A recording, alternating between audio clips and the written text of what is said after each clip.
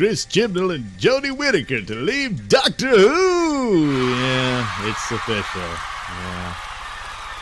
Probably too little too late. But so anyway, BBC Media Center makes it official. So I'll link it in the description below if you want to read all the BS about what a fantastic run it was and all that sort of stuff. And oh, how much Jodie just loved the show. Well, I guess she loved her version of it.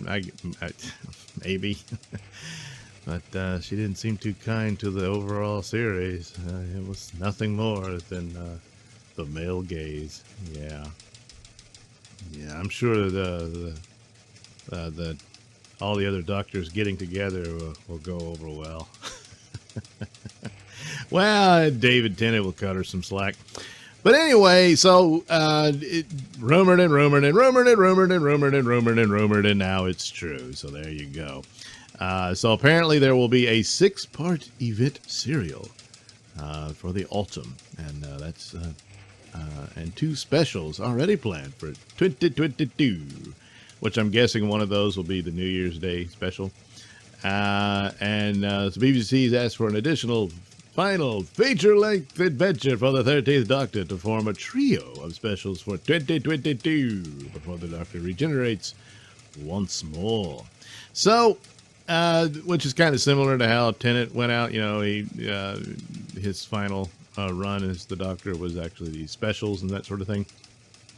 So it's like 6-part. So, and I think there was an earlier article where it's all going to be one long story arc. I don't know. It's supposed to be like Trial of the Time Lord or anything like that, but he doesn't have enough material for individual episodes, so they'll stretch one out for 6 parts. So 6 episodes, and I guess the 2 specials, that makes up the 8, and then there will be additional to form a trio of specials for 2022. So I'm kind of a little confused here if that means there's 3 on top of the 8, or it could just be 2 more. It says feature length, so I'm thinking that's like a movie, so there'd be 2 more episodes sometime in 2022, whereas 2 specials for 2022, which could be, yeah, it's a little odd. I mean, that could be the New Year's Day special and then 1 more, and then 3 more later on in the year. Could be the deal. I don't know.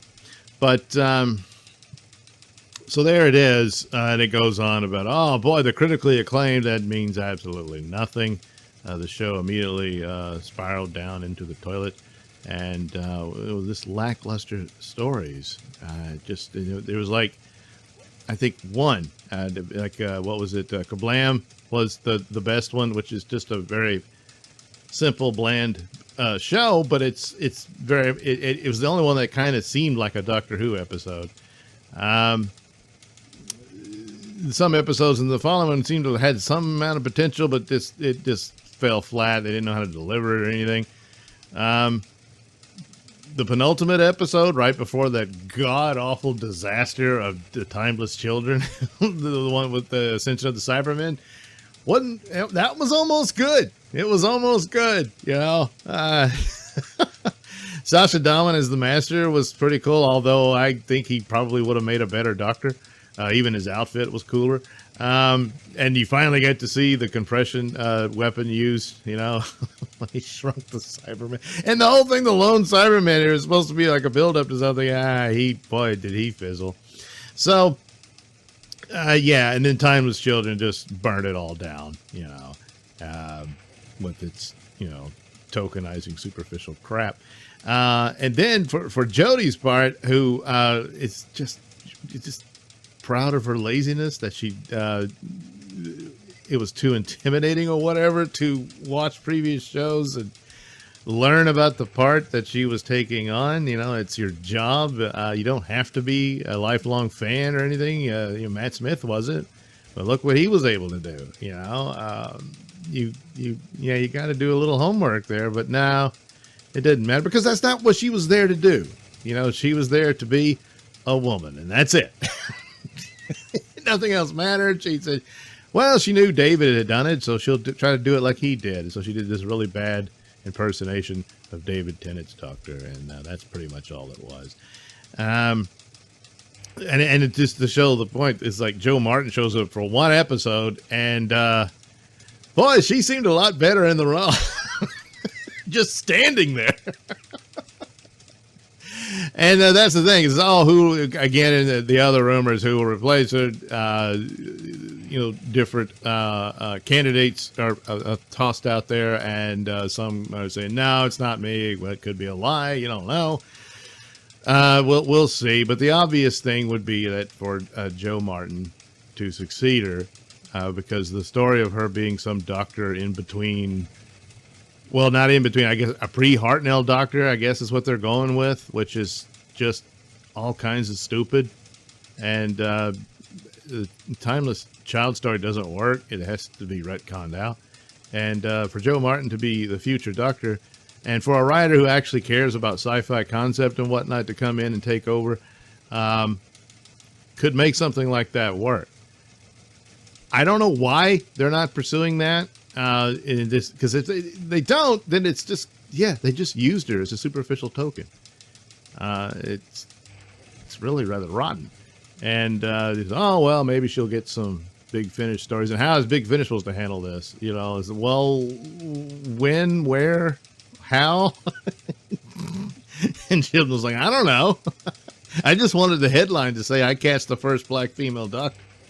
Yep, that was it. So, but as it is, as the way it's set up, I think it works best if she's the successor. Now, can they do 3 years and guarantee that? Considering where the show is, maybe they should just go with specials, and there'd be a handful of them, and it's Joe Martin's doctor, and they can flesh out that whole story. Why is she a fugitive and all that sort of stuff.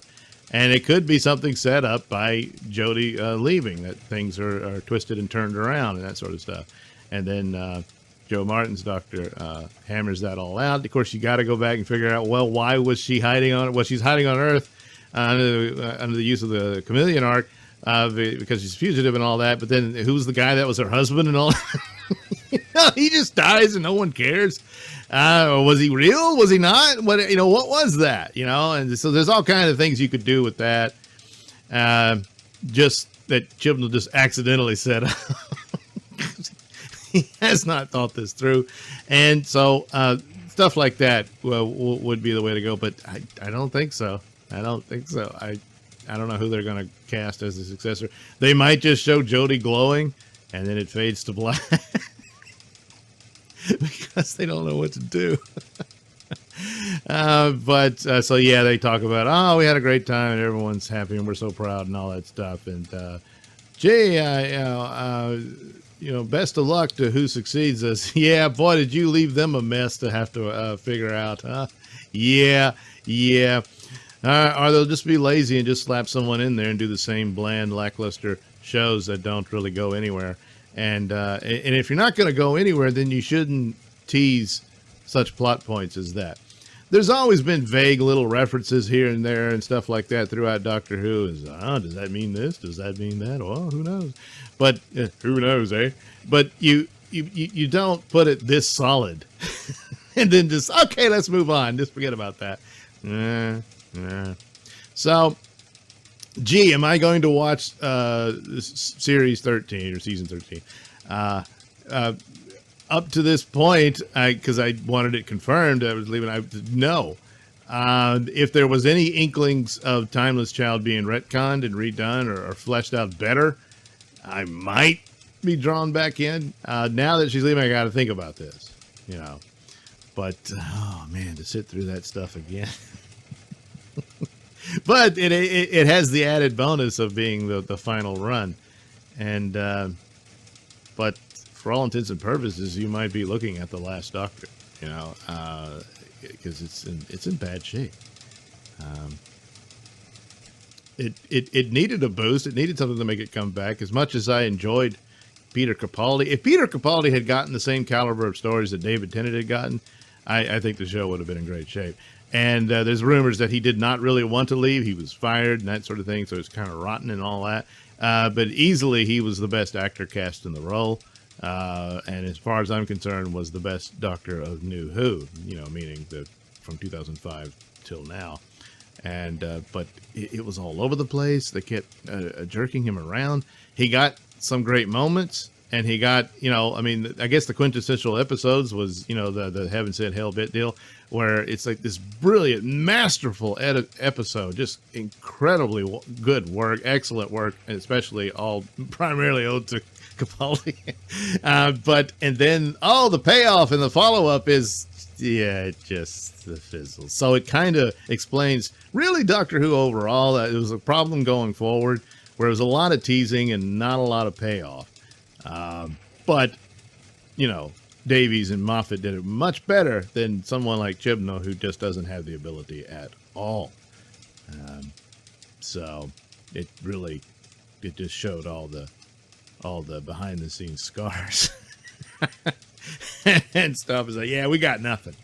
So it's all very sad because a female doctor could have worked. There's ways to do that.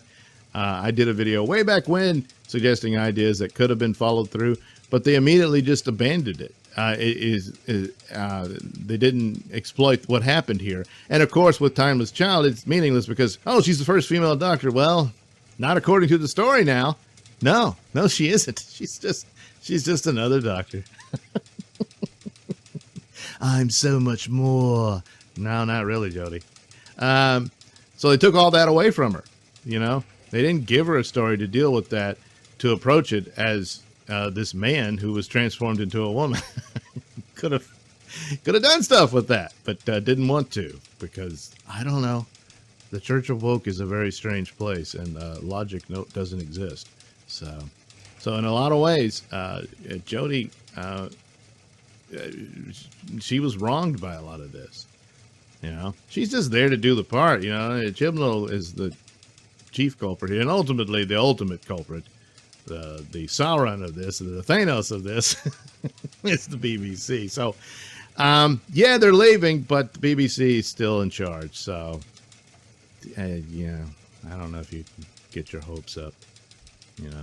It's too bad because Doctor Who was once a big cash cow for them. Because all the extra stuff, the merchandise and all that stuff, comes in because people just love the show so much.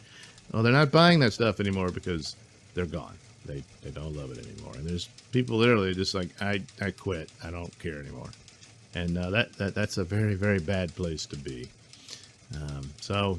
I'm sure some people are celebrating, but it's too little too late.